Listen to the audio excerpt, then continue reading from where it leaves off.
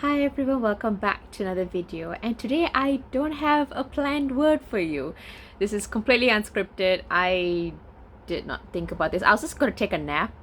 Literally, I was going to take a nap, and then I thought, no, I'm sensing something to say, but I don't exactly know what.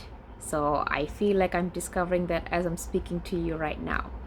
And I just want to, I guess, chit chat about something that I recently, as in like yesterday, realized about myself, realized about who I am and what my calling is.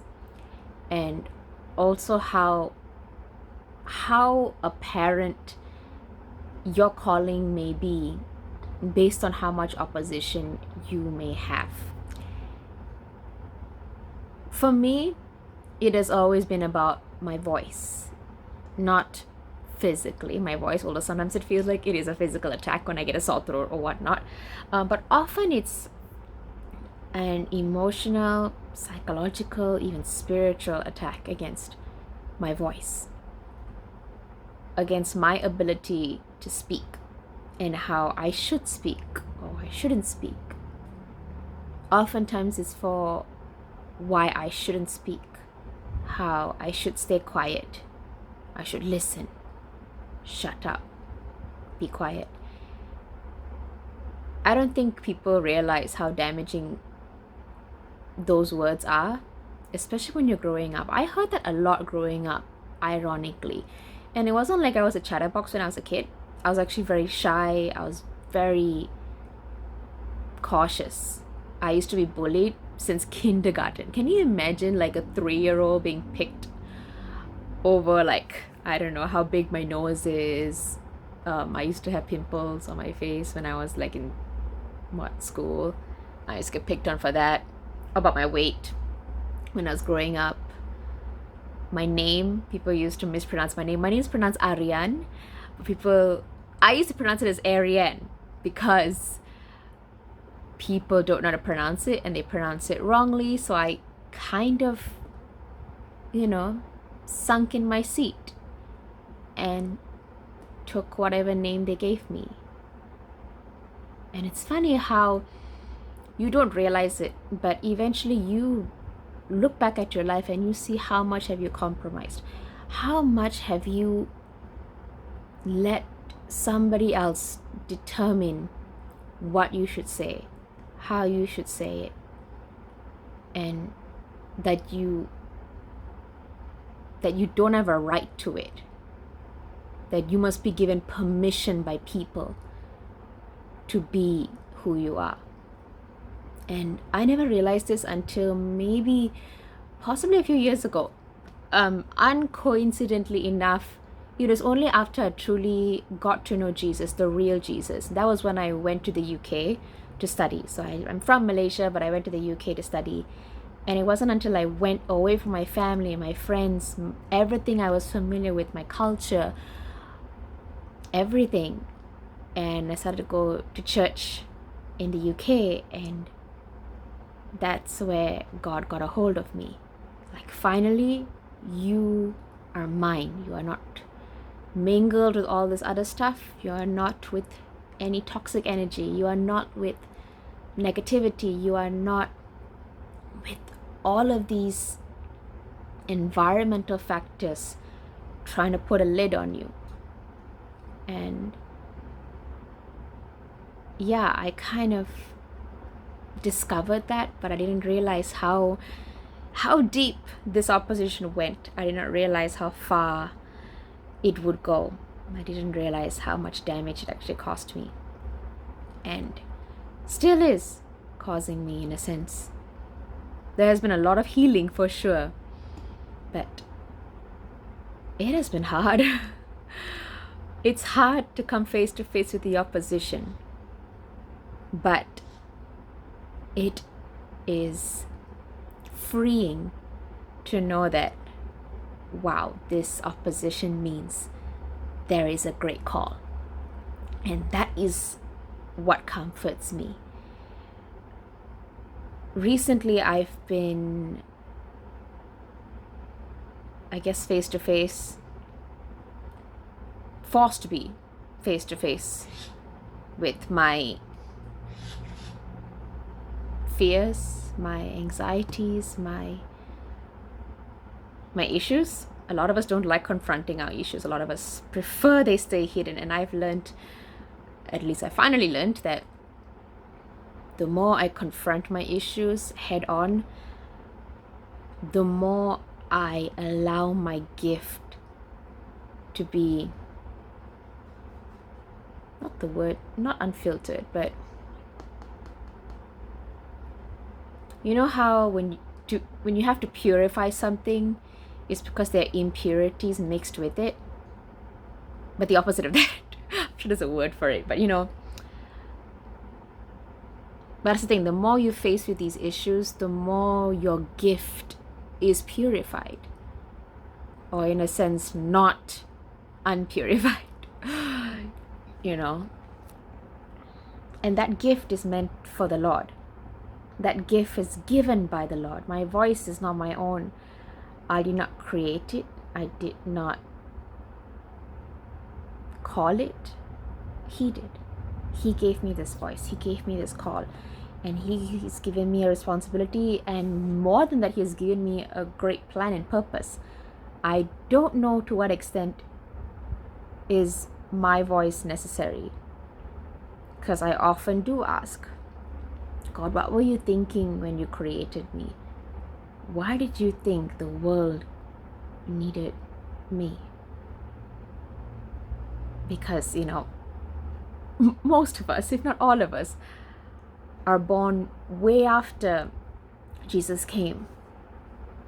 So it always makes me think, Lord, if Jesus is risen, came into the earth, did his thing, accomplished his thing on the cross and everything, why do you need me? So I often struggle with that question.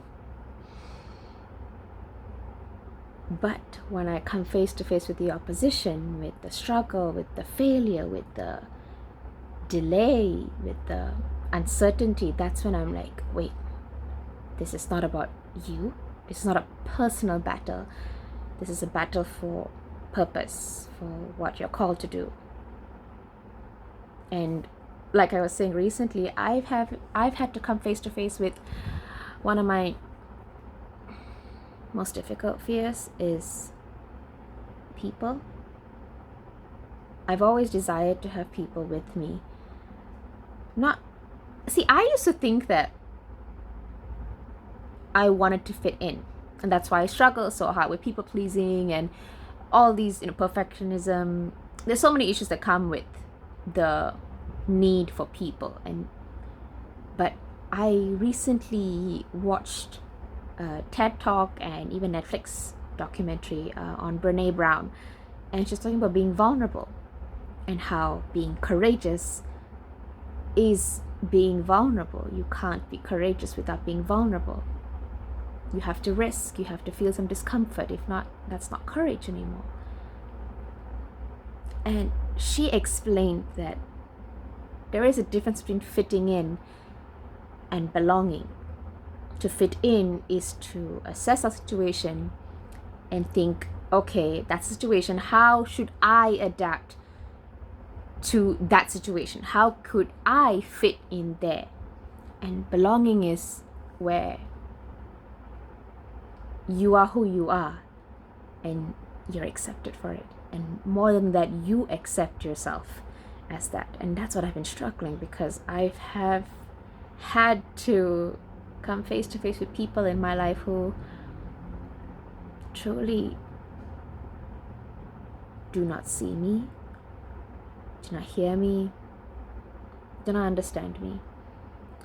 And as much as I loved them, as much as I tried hard and I did my best and I tried to help and I tried to share, I tried to let them in, I tried to be myself. It's very scary when things get tough and you're told to shut up because your feelings become emotional instability. And it's at that moment when you realize that, wow, this isn't about me. Like a lot of people's issues with us tend not to be about us. Most often people have their own issues, and not everybody can see people with a clear lens. A lot of people see through their tragedy, through their own trauma, through their own shame and pain, which we all do. But it was difficult realizing that,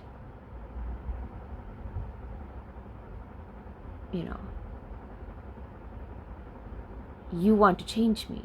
You want me to become something that is not me. Or at the very least, you want me to be in a way that makes you feel comfortable. And that is scary. That was absolutely scary for me to even acknowledge that, come face to face with that. And I remember throughout the whole conversation, I just kept hearing in my head, God will not speak to you that way. Your Father doesn't speak to you that way. Jesus does not speak to you that way. It was comforting to me, because it was like, okay, this is not you saying it. This is not the Lord saying this to me.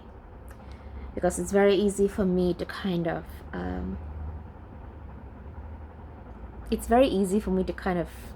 hear something from somebody close, somebody who I respect, admire, I go to for advice and whatnot. It's very easy to take these words and take them to heart.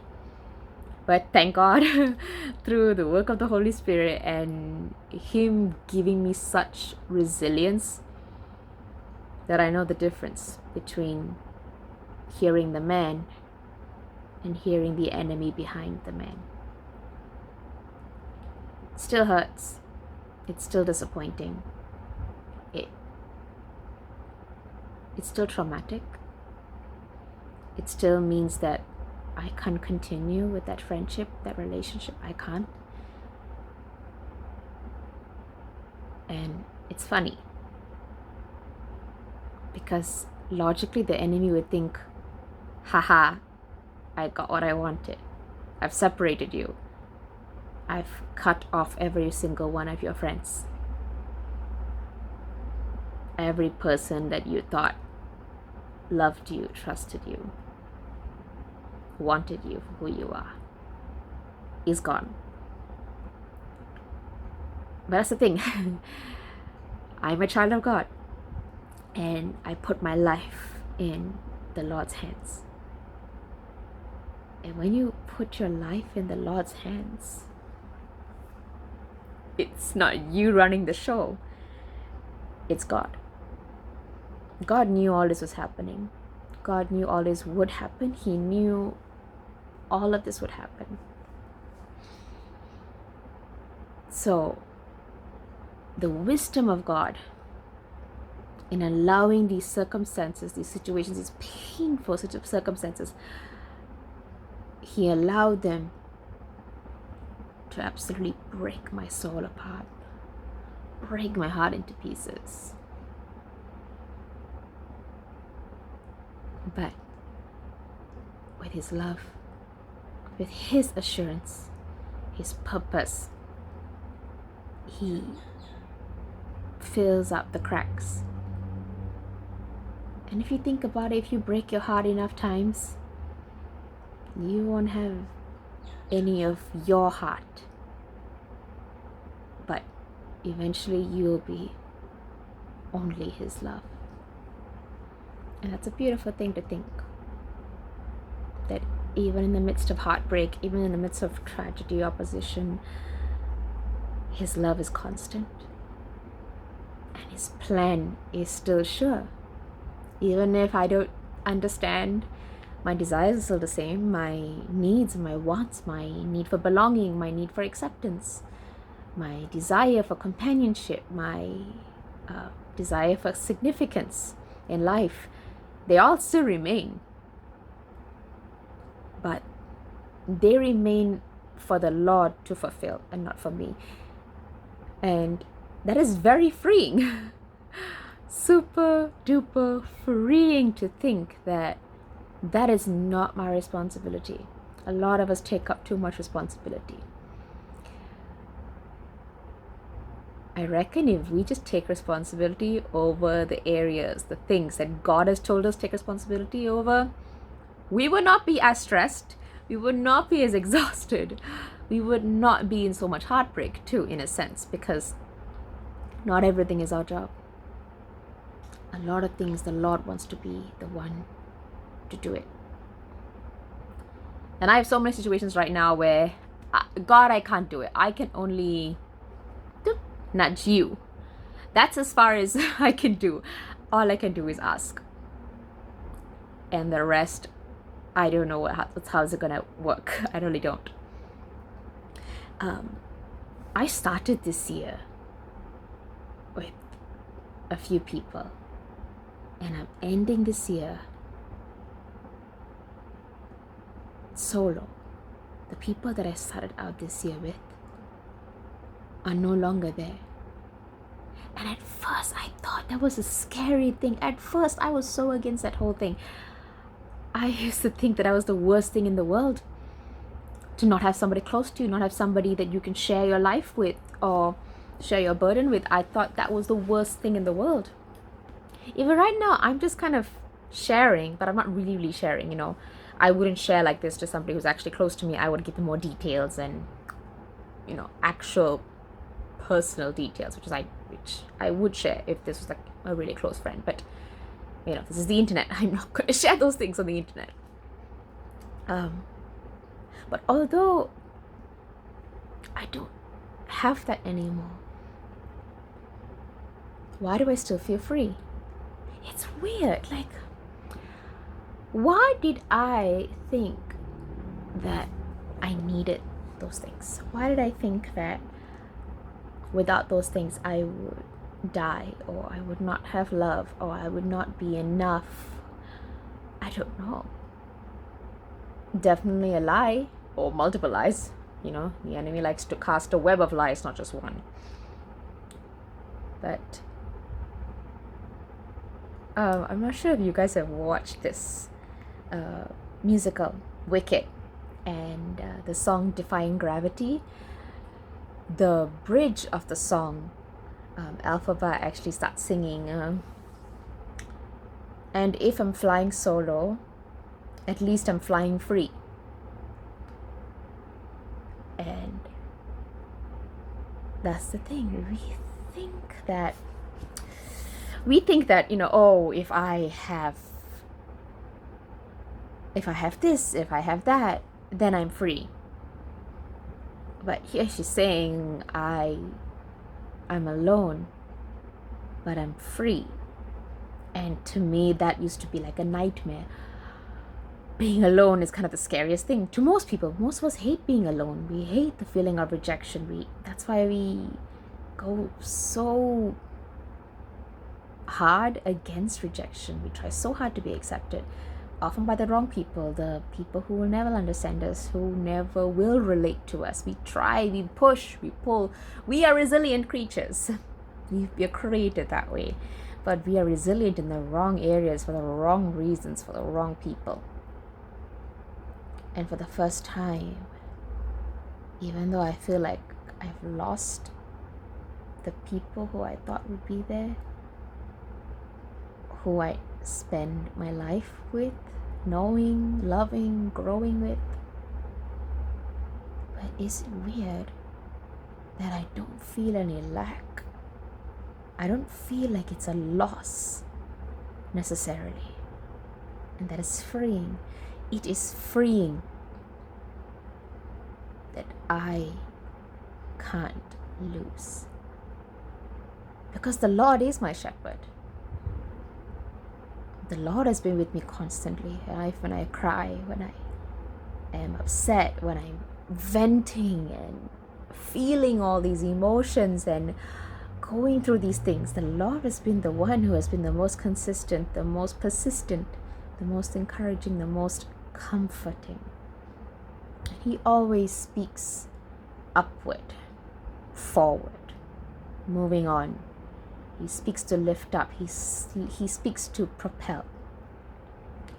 And if that is how he speaks, that is how God uses his voice.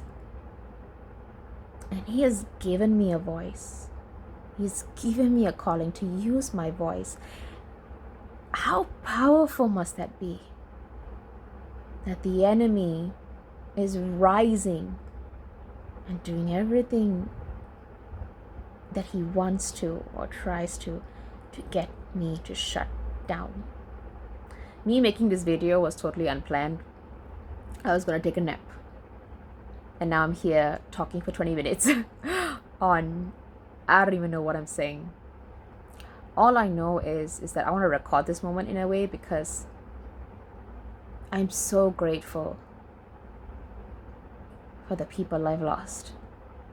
I'm grateful for the opportunities that I wanted but didn't get. I'm grateful for the things that God has promised me last year that he would do this year, and he did. He was there, he gave me his favor, he gave me his strategy just like he said.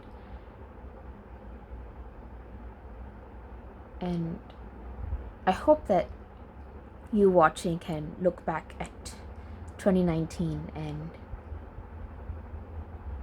not just thank him for the good, thank him for the bad. Because who I am now after this whole year is a whole another resilient, strong, independent woman. And I've got a long way to go.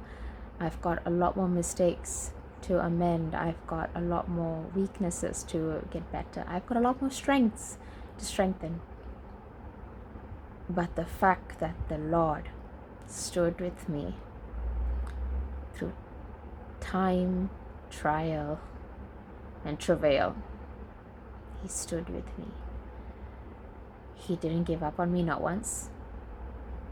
Even though I gave up on him, or even though I looked the other way, disobeyed, wasn't the nicest sometimes. But he has been with me, and it's like when you come to a realization that God is literally the only trustworthy, only real thing out there. What else do you need? Whose approval do you need? Whose validation do you need? What environment needs to feed you apart from the presence of God? Like what? We're not going to find it. If you're looking for something more, there isn't. There isn't more here. Not on earth. Not in the things of this world. Not in your job. Not in your relationships. Not in your marriage. Not in your kids. Not in your friendships. Not in your school. Not in yourself. No. He has always been the source of all life. All life. The life of every dream, desire, journey, purpose. He has always been the source of those things, and we are wasting our lives and our time and our words. I waste my words so much. I don't know whether I wasted my words in this video. Please let me know if I did. I will remember next time. But this year really made me realize that I need to make it count. That wisdom is very much needed for next year. We should be wise with what we have, what we do with our time, what comment we leave, what imprint we leave. What is the legacy that we will leave behind us? What is the future that we will create? And I'm just thinking about all of this, while at the same time thinking, God, you've given me a voice. How do I use it? How do I use it so that when I see you in heaven someday, that you will tell me that I am a good and faithful servant? What would I need to do? How do I need to approach next year? What are the areas in my life that I should focus on? And what areas should I just let you manage? Need to ask these practical questions, and I'm sure God knows how to be practical. I mean, he gave his son to physically die on the cross so that he could spiritually rescue us. He's pretty practical. But that's the thing, sometimes we are so focused on the weird things, the woo-woo things, instead of practical, down to earth. God, what do I do with my career? Which path do I take? God, what do I do about this friendship? Should I continue? Should I not? Give me a word, give me a sign, educate me. Lord, how do I become a better partner, business partner, marriage partner? How do I become better? Like, we are just looking at the wrong sauce. I don't even know what to title this video. Apart from me being unscripted. If I should just write, that should just be the video title, Unscripted 1. Because if this goes well, if you like these unscripted ones, please let me know. If you don't like it, also please let me know. If it's too blabbery and too long, maybe I'll try cutting it short and maybe make shorter ones. I don't know. But as far as I'm done. I hope you guys have a good day, and thank you for listening. I don't know what I just said. I just felt like I said a whole lot about gifts and calling and purpose and life and tragedy and pain and shame and 2019. So somehow this ended up being a Happy New Year message. So in case I don't make any other videos till the new year, I want to thank all of you for subscribing to my channel and somehow thinking that what the Lord has to say through me is something that's worth listening to you. I did not grow up with people listening to me, and it's crazy to think that God could use somebody like me here. I do plan on sharing more, I wouldn't say personal, but stuff that relates to me.